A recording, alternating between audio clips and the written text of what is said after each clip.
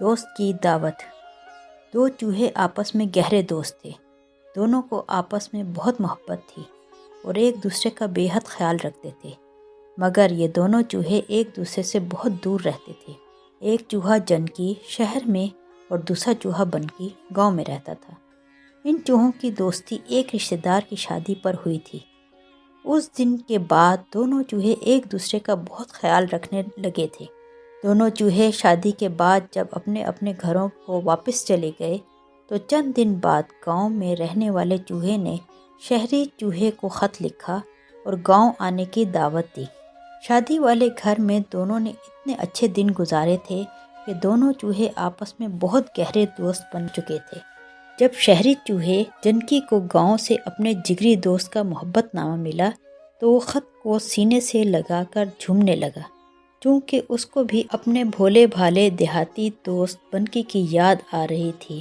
اس لیے وہ فوراً اپنے کمرے میں گیا اور ضروری کپڑے ایک اٹیچی کیس میں رکھنے لگا۔ شادی کے موقع پر اتاری گئی تصویر اس نے خاص طور پر اپنے پاس رکھ لی تھی۔ جب چند گھنٹوں کی مسافت کے بعد جنکی چوہا بتائے گئے پتے پر گاؤں پہنچا تو بنکی چوہا اس کو دیکھ کر خوشی سے ناچنے لگا۔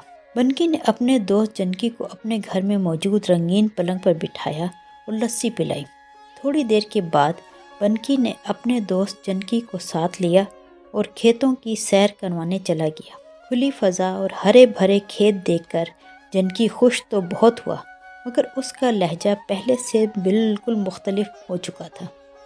بنکی نے اپنے شہری دوست کو تازہ گنے کا رس پلایا اور دیسی سرسوں کا ساگ بھی کھلایا، جس سے جنکی کا ناشتہ بھی ہو گیا۔ کھیتوں کی سیر کرتے ہوئے دوپہر کا وقت ہو گیا تو بنکی نے جنکی کو خالص دیہاتی کھانا پیش کیا، جس میں تازہ مٹر، دانوں سے بھرے سٹے، گرم گرم بھنے ہوئے چنے اور ٹھنڈی ٹھار لسی شامل تھی۔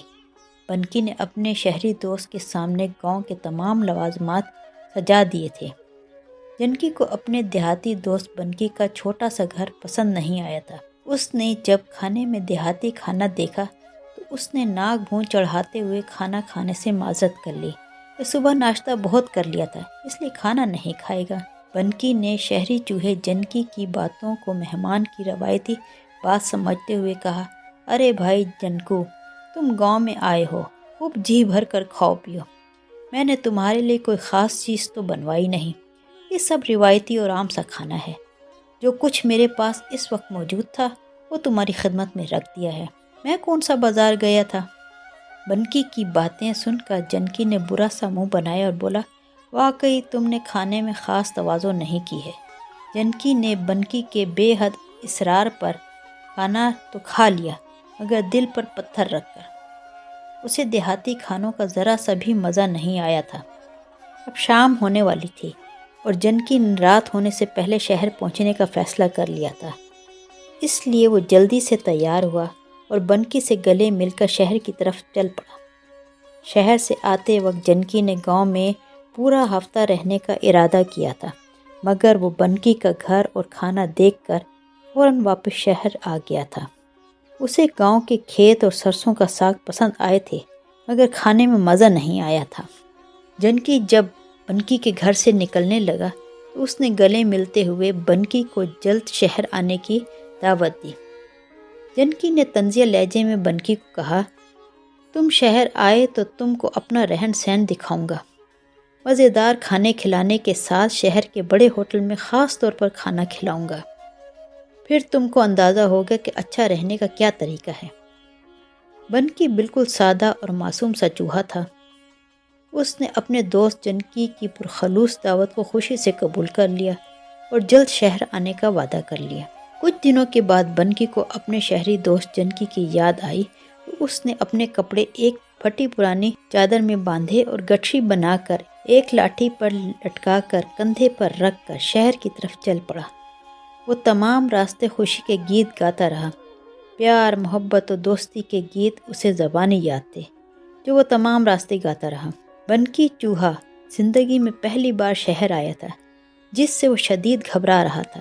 اس نے ساری زندگی ایسی نئی گاڑیاں اور بے شمار لوگ نہیں دیکھے تھے۔ بیچارہ بنکی ڈرتے ہوئے قدم بڑھا رہا تھا۔ وہ سڑک کی ایک طرف گاڑیوں کے ہجوم سے بچتا ہوا چلا جا رہا تھا کہ यकदम दो बड़ी बसें एक दूसरे को पीछे छोड़ने की दौड़ में बनकी के करीब से गुजरी तो उसकी लाठी और गठरी उसके हाथ से छूटकर दूर जा गिरी। फिर वो खुद इन बसों के नीचे आते आते बचा था। बनकी का रंग बिल्कुल पीला हो चुका था। वो खौफ से बुरी तरह कांप रहा था। खैर, बड़ी मुश्किल से वो शाम के पिछले पहर अपने दोस्त जनकी के घर पहुंचा। बनकी ने इतना आलीशान घर कभी नहीं देखा था।